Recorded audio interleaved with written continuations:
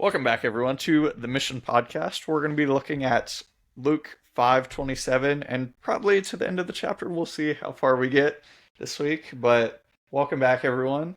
Hopefully, y'all enjoyed our guest and that was edifying. But I'm excited to have y'all back and jump in while I know Matthew's out going to Columbia. Columbia. That's So we'll right. be praying for him for sure. And Cedric was awesome. I watched the episodes. That was great. His testimony was great, and always a pleasure to have Mario. Still a little mad that Mario never shows up when I'm here, but I don't know if he's times in a row. Yeah, that's a couple times in a row, Mario. If you're watching, we'll see if you actually watch based on this. Actually, just Mario. I've never seen you in the same room. Oh, yeah. I wish I was that graceful and charitable and awesome of a person as Mario, but it's something to work towards. So, yeah. But if we want to start with prayer, and then we can talk about where y'all were, where everybody was, and get into it. In the name of the Father, the Son, and the Holy Spirit. God, we thank you so much for bringing us here today. We pray for our brothers that are on their way to Columbia. We pray for Matthew, that you keep him safe, you keep the group safe, and that they can spread the good word and have a good and safe time while they're down there, and help the people that are in need. We pray for this podcast, that we can do the best we can with it, and get it out to as many people as possible about how loving and awesome that you are. Please bless this episode, and bless everything that we say. In your name we pray. Amen. Amen. All right. Well, where do we want to start off? Ben, where were you last week? What were you up to? So, my sister was graduating from University of Alabama. Roll Tide. Yeah. She has her now degree in mechanical engineering. So Good for her. Nice. yeah, Congratulations. She's gonna actually go get her master's in civil, Okay. because frankly the job market in Nashville is much better in civil. So we'll see. That's how her current prospects are. She's figuring it all out still, but we are happy to be there and celebrate it with her. This is the most aggravating part about the thing for me. I don't know if y'all know this. You probably know this. She's moving home. No. No. Engineers have like an order of engineer ceremony. They have their own unique ceremony that no one else has for whatever Oh. reason. I think doctors, like my brother had a white coat ceremony. Like doctors have a white coat ceremony that's different, but they're like PhDs or MDs or DOs, and it just depends. That one might be by university, but at least for all the engineers, they all have this like order of an engineers and like celebration, and the main thing is they have to take an oath that's like, hey, I will do no harm. Because if you build infrastructure and that infrastructure fails and it collapses and it kills people because you cut corners, Yeah. you're not just liable. It's like it's completely unethical. So they take this to like put a special emphasis of like, hey, you're doing this. They give them a ring that fits on their right pinky. Oh, sick. Yeah, it's like a steel ring, and they're like, yeah, you will do no harm. Like they really push on the last, like right before graduation or right after graduation, like, hey, you have to know that this is something that matters because you will kill people if you're just asleep at the wheel. Yeah. Right? Wow. And so they said 2 people per person. Meredith's brother graduated last year, and it was 2 people per person. Wait. So like 2 people go up and they say it, and then the next 2 people. No. So like Hannah only got to invite 2 people. Oh, okay, Yeah, so- gotcha. To like witness that Yeah. oath and stuff. Yeah. And so when Meredith's family went to Tennessee, Andy, when he graduated, they were pretty stickler. Like, yeah, you have your 2 people, and we're gonna check. And that's how they said they were gonna be at Alabama. They were not that way. Yeah. So we woke up. I drove them early. I was basically like this, and I dropped them off. I come back. And then when I went to go pick them up, they're like, they didn't check anything. You could have just walked in there. And they didn't know until like they were through, and they're like, he's already driven back. Is the 2 people thing still like the COVID thing? Because we at our graduation we only had like 4 tickets that you could do because of the COVID, but I didn't know if it's I still don't think because so. of that. I think it's because it was a smaller room. Okay. So they made parents. They didn't say like they said. Oh, they had to be there at 8 or like 9:20 or like at 9 o'clock for a 9:30 thing, and they didn't put enough information up there to know that my sister had to be there like 7:45. Oh. And so my sister found out everything ended up being fine, but because my parents got there to like 9:10 or like 9:05, they had to sit in the overflow, which was fine. But like they were like, you could have been there. Yeah. They didn't check anything. What are we talking about? So I wish I could have been there to see that. And now Merida's family has 3 engineers: her dad, her brother. Hannah's an engineer, and I have no idea what that order of engineer ceremony looks like. It could be a cult for us. All I know, I'm like, I don't know what's going on in there. Is So the white that's the coat one ceremony where they say oaths as well, or no? I think so. Okay. I also didn't get to go to that. Jacob only had 2 people that got to go, so my parents went. So, Gotcha. yeah, at this point, I don't know what's going on in those things. Yeah. But the celebration was great after that, The other, like, I feel bad for my sister. We want to go to nice restaurants with her to celebrate. Tuscaloosa's not that big. Yeah. So we weren't going to drive, like, an hour and a half, 2 hours out to get dinner. And so we didn't have the ability to celebrate with her in a super, like, bougie way, if you will. But Yeah. we can go to... In Hannah, nice. typical fashion, right? Pardon? I said in Hannah, typical Yeah, fashion. or Holloway fashion, to be honest. We all go to crazy restaurants. Oh, that's cool. And so, like, my mom did go visit her this week. Yeah, this week. Oh, she's still down there? Oh, no, she came back and then went back they had to take photos for graduation. They waited a week. And so they took all the photos. My mom got to celebrate with her then, and we went to some nice places. Nice. So, honestly, when I heard that y'all were going down there for graduation, driving down there, all I could think about was the story about her, like, air quotes, stealing your car. yeah. Yeah. For Ben was gifted this car, and then his sister's car broke down, and his parents just gave him his car. Yeah. It was the funniest story. Sorry, Ben. It was essentially, they go, man, his car is like almost totaled. Like, it's going to cost basically like 15,000, 20,000 to fix. The car's not worth that. Like, what are we going to do? And I've been working for a couple of years, and I was like, I mean, if you really need to take my car. Yeah. And my dad's like, I didn't think about that. Oh, It's a great idea. It's a great idea. It's a great idea. And his perspective is twofold of like, you had, like, at this point, I'd been working for 3 years of my career. So they're like, yeah, you can buy your own car. At that point, my dad has helped me so much. He's like, your sister still needs help. She doesn't have a job. You can figure it out. He's like, I don't have the money anymore. Dude, that's a great idea. It was a terrible but funny situation. In 12 hours, I lost my car. Yeah. He showed up to group and we were like, where's your car at? And he was like, I don't have it anymore. All right, Dawson, what about you? New car news. Did you see my car? No. High schooler hit my car. Oh, that was your car. I Yeah. thought it was your mom's car. I was like, dude, no. Yeah. I saw the back of it, yeah. High schooler got blinded by the light driving directly east through the street right in front of our house. On their way to school, was running late. Boom, hit it, just kept on going. Oh, it didn't stop. Yeah. Now, their mom called us like an hour later and they're like, because I hadn't left for work yet. They're like, hey, is your car this car? To my mom. She's like, I mean, that's my son's car. What happened? She's like, yeah, my kid hit it. It's not gonna get fixed. It's all like visual, but it messes with the tech and all like of it. the sensors and Yeah, stuff. so they gotta fix it, and it's not that big a deal. And gotta give them grace. The one thing I will say, I love all my friends, family, coworkers.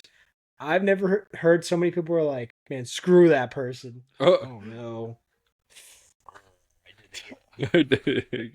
But I've never heard people that are like, man, screw, like, it was such a, like, I know they're trying to be supportive to me in terms of, in a moment of like, it's going to cost money. It's not cheap, right? Yeah. But like, in terms of people just going like negative to someone they don't know, they're like, screw them. We hate height. Like, just as negative you can be to somebody to make you feel better. I'm like, we don't need to do that. Like, Dude, it's I made a crazy mistake. when people are behind the wheel for sure. I'm like, I had something like that this week where I was I was pulling out of work and I got up to like a light, or I was coming up to a light, and the person in front of me was turning, but they like came over in my lane a little bit, and so I honked at them like, "Get back in your lane." Turns out it was someone that works like 2 or 3 desks down from me, and they saw that it was me. And the next day I walk in and they're like, "You honked at me. I would never expect you to honk at me." And a bunch of other people were like, "Man, I didn't know Tanner had it in him. He's always smiling and stuff." And I was like, "Oh, sorry. You were in the lane a little bit." She was like, "Yeah, I was in the lane a little bit. I was like, I couldn't see around the person." And I was like, "Oh, okay." But then it was like, man, maybe I am a different person behind the wheel, because I don't stop to think. I'll just honk at you if you're coming in my lane. Okay, so you're a honker. You use the horn. Yeah, I'll use the horn. 100%. Yeah. I use the horn too. And Same. dude, if Kayla's in the car, it gives her such anxiety when I use the horn, because she's like, "Oh no, please don't look at me. Like, it's wrong attention." And I'm like, freaking get out of the way, or yeah, someone's in your lane. Even sometimes I'll try and do like the nice toot toot, but I guess either I'm bad at honking the horn, or the horns in Not the United that sensitive. the United States aren't made for that, because every time I try and do it, it won't go off, and then I'll like try and hit it a little bit more, and I'm like, "Oh dang it, my bad."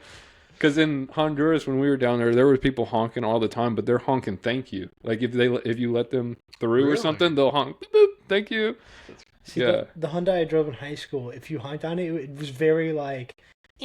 Oh yeah. So it just depends on the vehicle, because some will just be like a Yeah. horn. Yeah, you really But- got to press on it. If you're in the right and they are coming over to your lane and they're about to hit you and they don't know it, you need to honk. I mean, yeah, but I was slowing down. Like there was nobody behind me. I could have just slowed down and let them go. So I don't know. I guess it's twofold, but yeah, you could either be like Kayla or you could be like us. I don't know. Nah, dude, I use it all the time. I don't use it very much, but it's like, hey, you're about to hit me. Yeah. Well, Oh yeah. Yeah. What about you, Dawson? How was your weekend? It was good. If you can remember 2 weeks ago. I'm Yeah, trying to think right now. We were in Wisconsin for 5 days. Oh, nice. So usually we fly up there, but this time we rented a car and just drove. So um, How long is that drive? it was like, well, there it was probably 10 hours. Hmm. And because like for some reason, flying directly from Nashville via Southwest into Milwaukee is super expensive. Yeah. So we've done the whole like we'll fly from here to Chicago, then rent a car, and it's like an hour and a half Mhm. from Chicago to Milwaukee. And this time, like I think her parents had some stuff or they had some stuff that we were gonna bring back with us that wouldn't fit on a plane. So we were like, "Oh, we'll just drive anyways." But it was $250 to fly from Nashville to Milwaukee, one way per person. And I get a discount with Enterprise through work, and it Mhm. was $200. No, it was $180 to rent a car for 5 days. And I was like, "Yeah, I'm gonna do that because Yeah. I'm not trying to spend whatever it is, $1,000 for flights." Is gas pretty much the same up there? Or is it more or less expensive? No, it's more expensive. Really? So like when we were coming back, we started in Wisconsin, and then you could just see it every state. It would just get cheaper and cheaper. Yeah, it was like was it like $5? no, it was like $1 difference, Oh, but dang. still. Yeah. No, we left. It was that Tuesday night. Yeah, so I got off work, went and picked up the rental car, and then we drove 10 hours. I drove 10 hours. Not that she didn't want to drive, but I was just like, yeah, I'll just drive. Passenger princess. But man, for the first like 6 hours, 4 to 6 hours, we hit a ton of storms. Like there were some points on the interstate where I was like going 30 because I literally couldn't see any lines Yeah. or anything. And these tractor trailers were just flying. And I'm like, how are you guys just No fear, man. so I gotta meet my quota. yeah. Yeah. Yeah. But the drive was good. We got to spend got to go to a Brewers game with a bunch of her family. Sweet. We did the Friday up there. Fridays are like it's called like fish fry Fridays. Nice. So like all the places, Even after Lent? yeah. That's So wild. they do like cod and perch, and it's like a big thing. All these restaurants have fish fry Fridays, and it's just like a It's a little different since it's not catfish. It's Mhm. cod. I Yeah. love cod. so we did It's that, good. and then got to spend a lot of time with family, which was really nice. And then we had our after wedding party reception thing Oh, at a sweet. brewery on Saturday, so that was fun. And then I got really sick, and I had to drive 10 hours back home. Pretty sick, but it was good. It was good. It was a very it was very. My cup was overfilled when we came back home. I didn't expect to spend as much time with her family as we got to, so I was pretty happy about that. But yeah, it's good home. Nice. So I'll say the reason I bet that flight is expensive, obviously, economics reasons at this point, Yeah. but I think there's a statistical significant amount of people that move here from like Wisconsin. Mhm. I know a bunch of people, not just in my work, but in like other parts of my life. I'm like, oh, where are you guys from? Oh, Wisconsin. I'm like, why? Wisconsin's not that big of a state. Yeah. Why are there so many people here from Wisconsin? And just the migration patterns. A lot of people from the Midwest that come to Nashville. Mhm. And like North Carolina has a bunch of people migrating to it, but they're all from the Northeast. Mhm. Atlanta does too, but most of them are from the Northeast. And so that's just the way the migration pattern lays out. I mean, your spouse is from Wisconsin Yeah. too. So like there are just a lot of people leaving those states and coming to Tennessee. That's just the region. Like obviously people from California are so popular, so they go everywhere. People from New York are so popular, so they go everywhere. Yeah. But most of the people that migrate to Nashville are from the Midwest. Yeah. I feel like a And lot it's a of small airport too. like a lot of our friends have started to either date or marry people from that area too. Yeah. Like Dawson started dating Kayla, and then after that, it was like a bunch of like people from up there in Ohio, stuff like that. It was like, where are we? All these Yeah. people are coming And then down here. And all the people that Kayla meets now, like as she's meeting friends and stuff, new friends, they're all from Wisconsin. Like the last 3 have been from Wisconsin. It's crazy. It's no offense to all the cities in the Midwest, but none of them are like the stereotypical popular growing cities.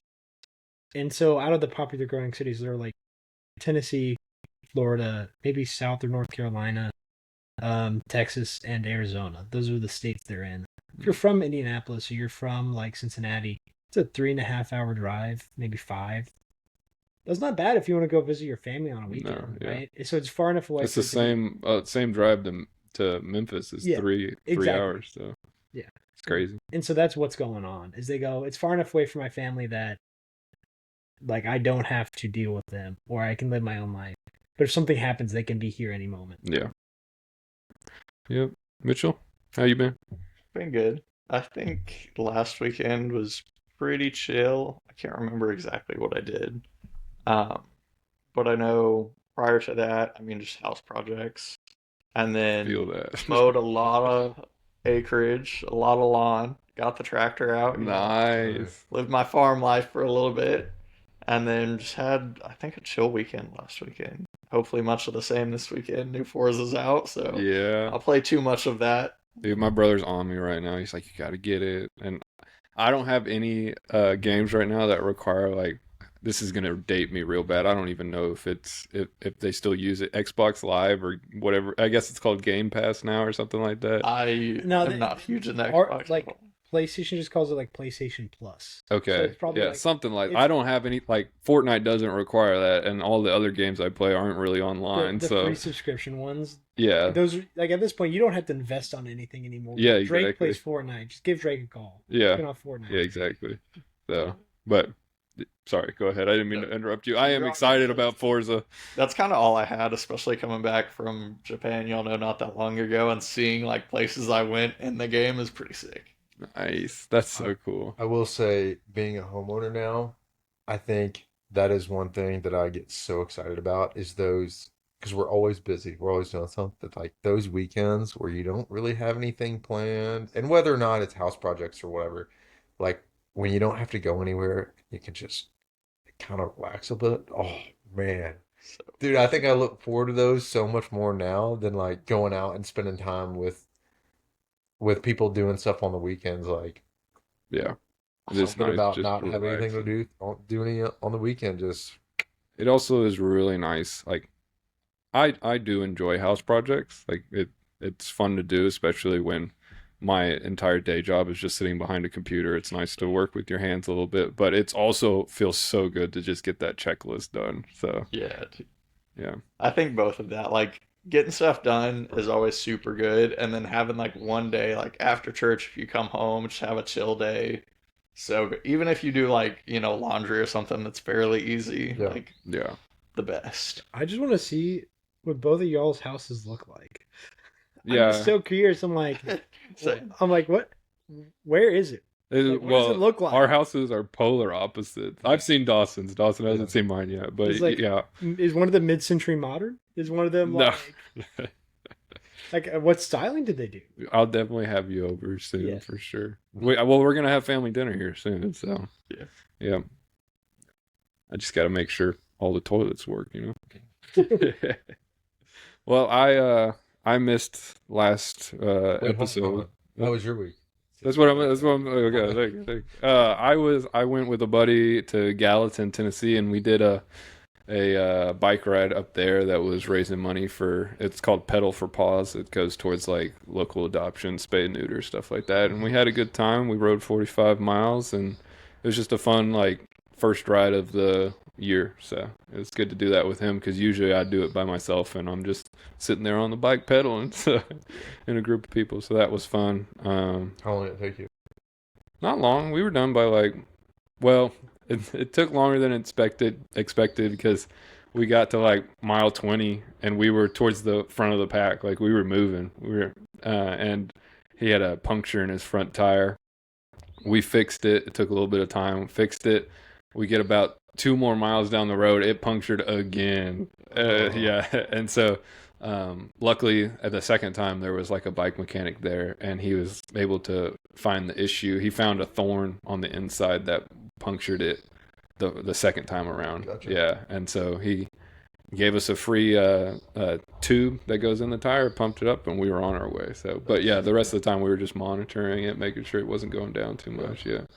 So that took a little bit, but we got back up there. We didn't finish too late. It was before noon, so that was nice. So like, if there was no punctures or anything, you guys just were straight. Was that like I don't even know, 2 hours, 3 hour ride? It'd probably take 3.5, 4 hours. Okay. Yeah.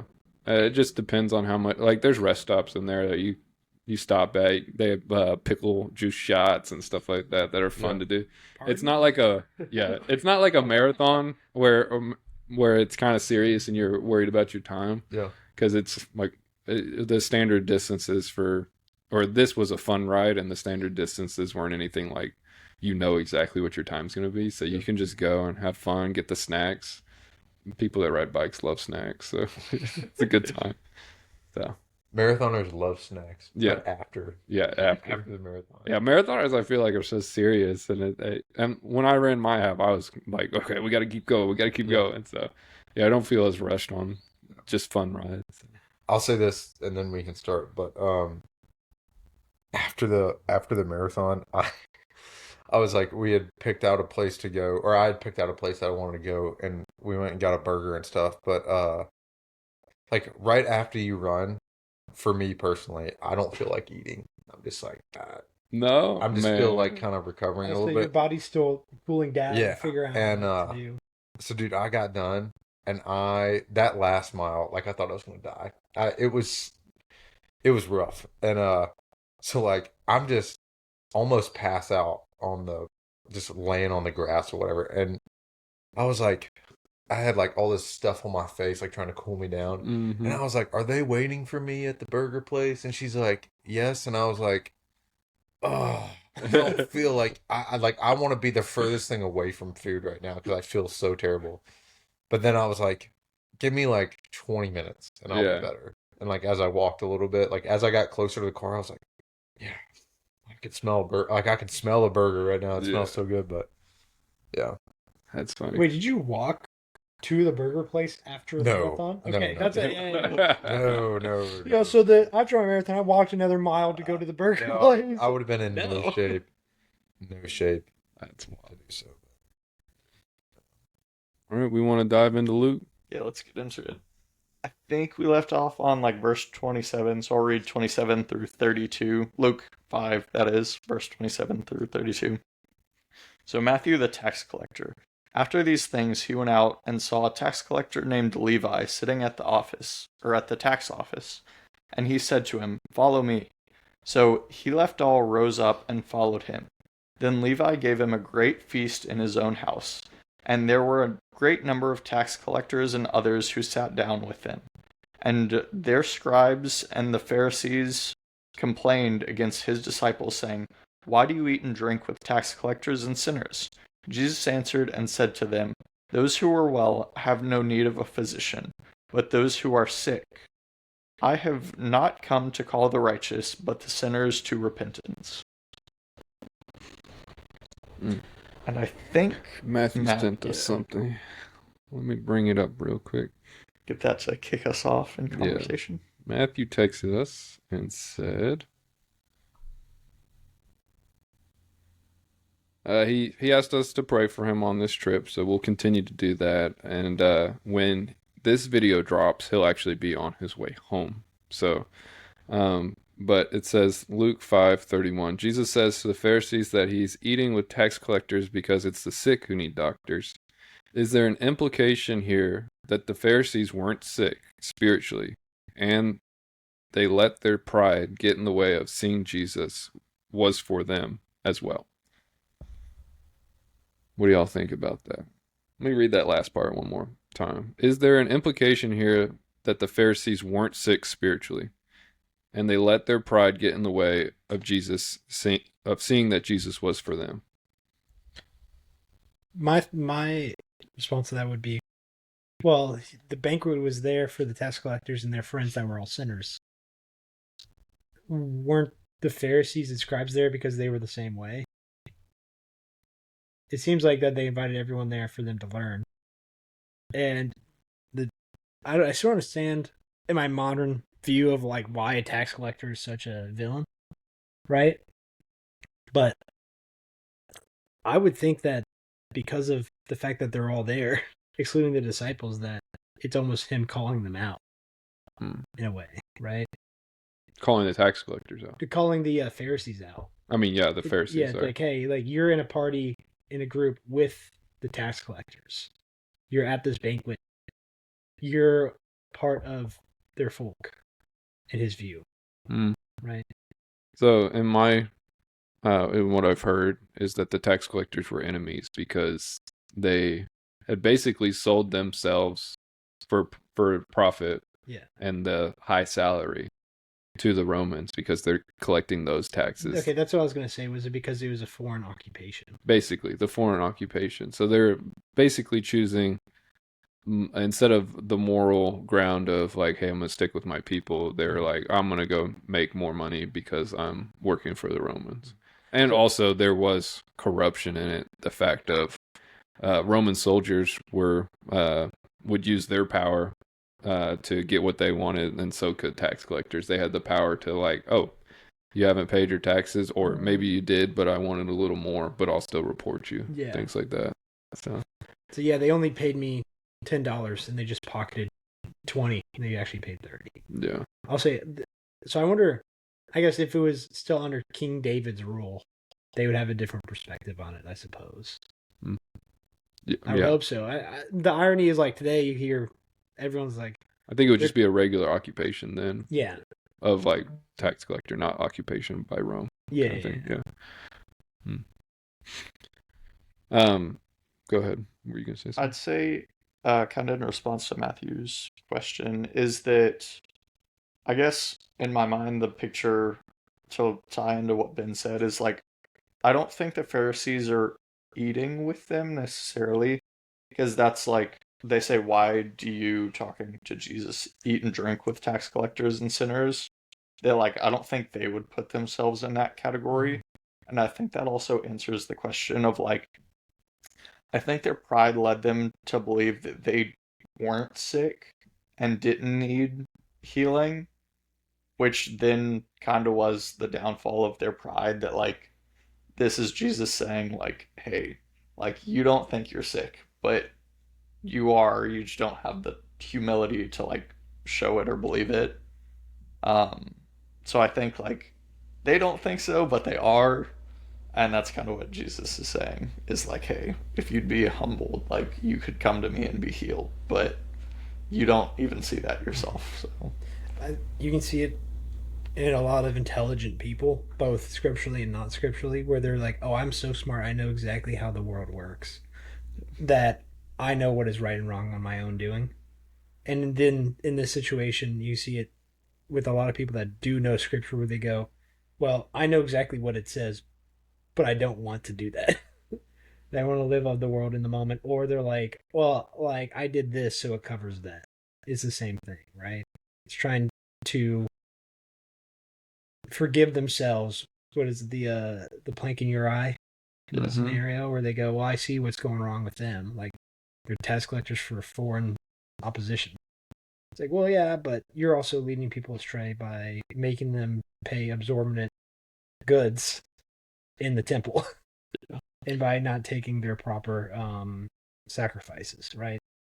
Yeah. But Mitchell, you said like not being humble and not having that humility to, really see what they are doing and just being blinded by that. Like, do you think that it seems here that they've kind of created like their own little rule? Like, oh, the tax collectors they're sinners. We're not in that crowd. Um, and we would never eat with them. We're not going to associate with them because we're better than them. And it seems like they've kind of like cultivated this as a rule between all of them, and it just makes me wonder, like, I know that we do this, but if we really sat down, like, what rules do we create in our daily life, in our spiritual life, where it's like, yeah, I'm better than that, or no, I would never do that.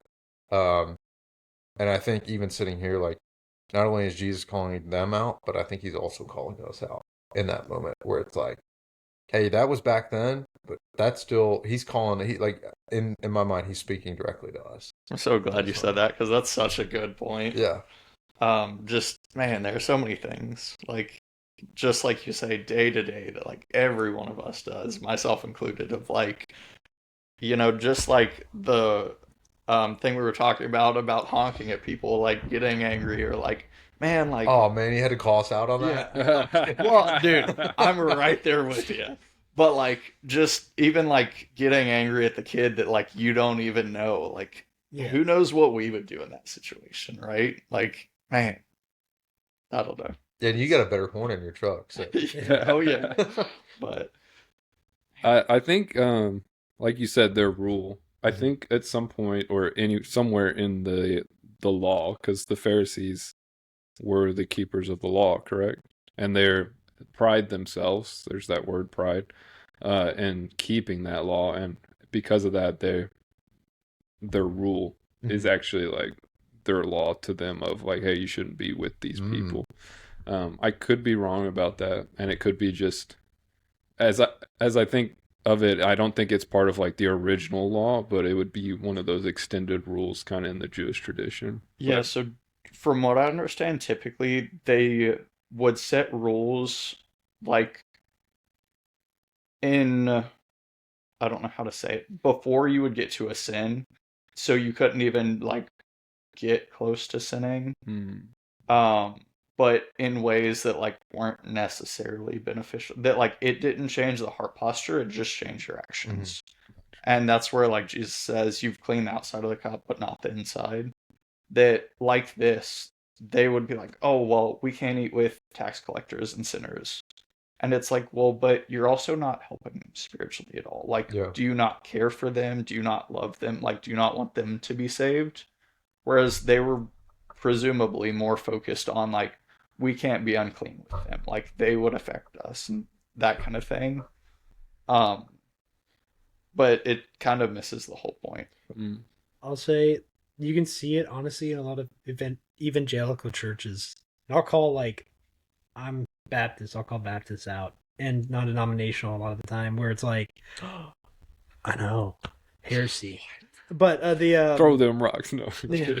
But like where there's like the heart posture a lot of the time is like they'll say one thing, but it's like if you meet like a single mother or like a family that had their kids before they got married, like especially the older people in the church will give them very negative looks, or they'll like treat them a certain way, or like if you're late to church, you can see in their eyes they're like, oh, you're not doing good enough, or like, oh, I don't want to associate with that person because they do this or that. And that might be going somebody that went through something, or like maybe the single mother didn't come to faith until 2 years ago, and they had their kid 7.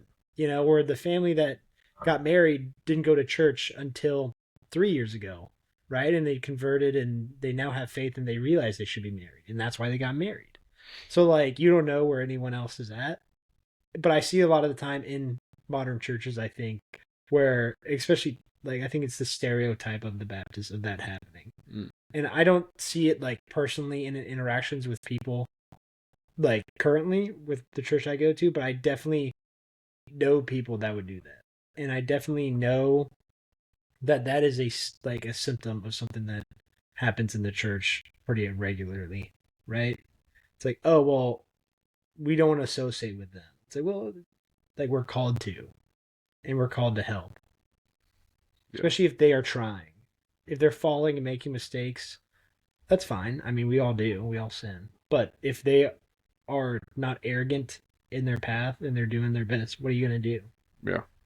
Like you said, like going from a rule, which is kind of, it's a rule, and then that being turned into a law. Like in my mind, when I hear that, all I can think of is I'm doubling down.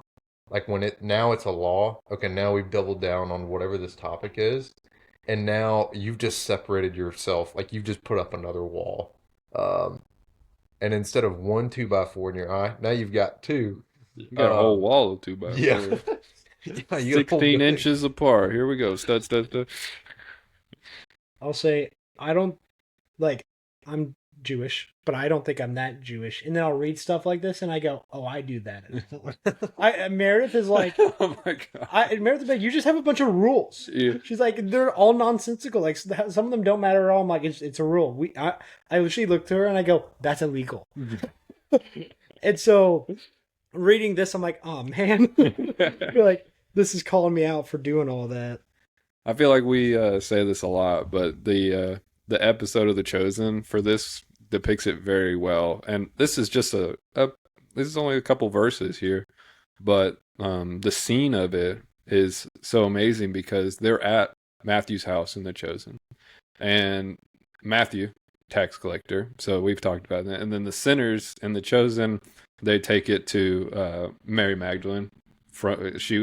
They know that she was in the red quarter, what she used to do, and now she's repented and she's with Jesus and The Chosen on this. And the Pharisees come to the door, but they will not enter the house because of, like you said, they set a rule so that they cannot get to that particular sin. They won't, like, they even invite them in. They're like, come in, have dinner with us. Like, we're having a meal.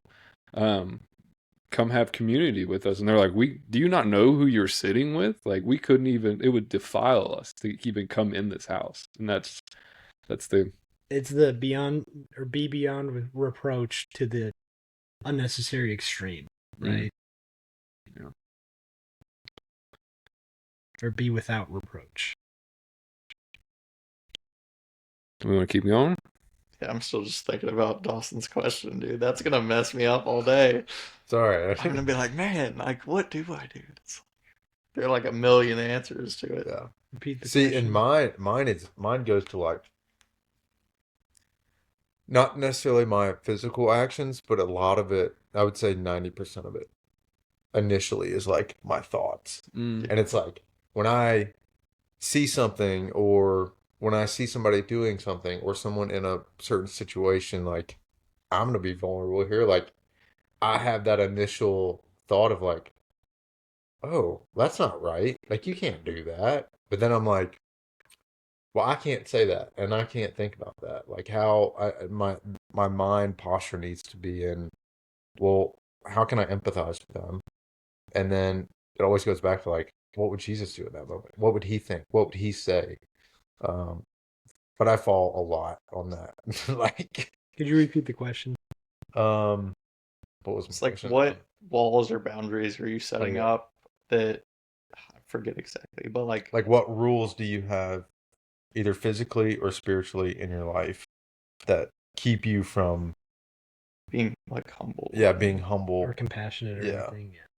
Yeah. I had this, not particular, but pretty much word for word verse quoted to me by my wife this week or last week, because it was Really? because I got into like what you just said, and it was like, you can't do that, you shouldn't be doing that, Yeah. and we shouldn't be associated with that. And she was like, Jesus had dinner with tax collectors and sinners. These people need help as well. Yeah. And you cannot be the one to judge them, because only God can judge them. And I was like, that's a great point. That's a good point. And now we're here talking about it. I'm like, oh, that's a really good point. Every homeless person on the street, like I will call myself out and say that I'm like, I don't know how they got in this situation, but I'm always on guard with them. And like a lot of them, I think we talked about, like a lot of them are veterans that had normal lives before they went to war and they came back, and now they have a mental inhibition because of some trauma, right? And so you don't know like what happened in their life and how they got where they were, but a lot of times I deliberately keep them at arm's length, and I think people would understand why, but that doesn't mean it's the right thing to do, right? And I feel like in my brain I have like okay, I'm in this moment, I'm going to do charitable works so I can interact with somebody. And then when I leave, I'm like, oh, okay, that is done now. So I have a rule or scheme on my brain that's like, okay, in this moment I can act this fashion. In this moment I can act this different fashion, and it's okay. But that's not always okay. Yeah, I think it's like like you say, it feels safer when it's like And isolated. organized, where like if you're just going up to someone random on the street, like you say, it could be a veteran, and like some of them I've met are amazing people, and some of them like I will not go near because I am terrified of them, and like especially of like some of them can be on drugs, some of them can be really out there. Or Not you to can say, say, I'll buy you a meal, and they're like, no, I just want some money, yeah, something like not to that. say they don't need help as well, but like I'm terrified, so Yeah. not that that makes it any better, because same way I do the same thing and Yeah. absolutely need to work on that. I feel like a lot of us do in America, especially because it's so easy with like being in your little car and just We live Talking in to people and you got tinted windows. yeah. Everyone wants to live in their own little bubble. In I think it was 1986. I think that's when the Atlanta Olympics happened. They got rid of their homeless problem by busing them out of downtown Atlanta. Dude, they did that recently when like a Russian something came to San Francisco, and there's a huge like drug pandemic in on the West Coast and in San Francisco and Oregon and stuff like that. And they cleaned that up so fast, like within days. And it was like, so you could have done that the whole time, but you just did it now because you don't want it to look like this, because a foreign someone is coming into. That's something we're really like internationally, though, like in China or any other country, they will be like, I hear there's a lot of homeless and it's really dirty in the US. And like we have like certain expectations in terms of like, yeah, we have great food, we have great music, depending on where you are in this country. Like we have a bunch of positive stereotypes about us, but then we have a bunch of negative ones. Like people would probably say our nation's war hungry.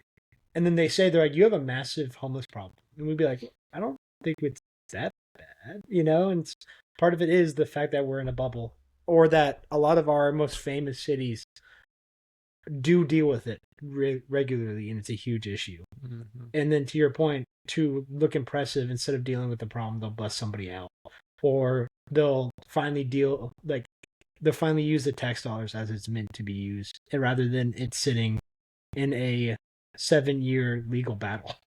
They're just cleaning the outside of the cup. Yeah. Oh, there you go. Well, we're almost to the end here and out of time, but do we want to? Any closing thoughts? Anything?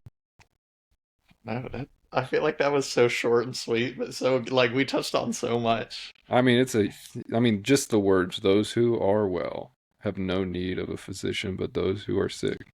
Like, he's calling all of us out there, like Dawson said. So the irony is that someone like the Pharisees would go, well, I am well, I don't need a physician.